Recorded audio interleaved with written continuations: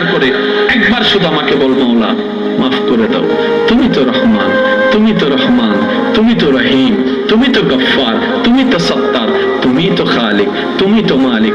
ও মাওলা, তুমি ছাড়া তো আমার আর কেউ নেই। তুমি মাফ না করলে কার কাছে যাব?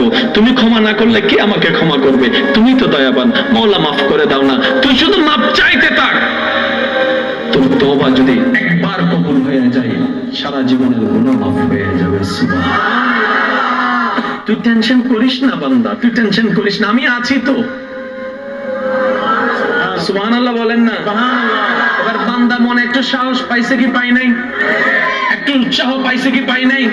এবার বান্দা দুই চোখের পানি ফেলে এবার আরো কৃতজ্ঞতার কান্না কান্না করতে লাগলো, প্রেমের কান্না কান্না করতে লাগলো। ইয়া আল্লাহ, যাকে ভুলে রইলাম তিনি আমার জন্য এত রাস্তা সহজ করে দিয়েছেন।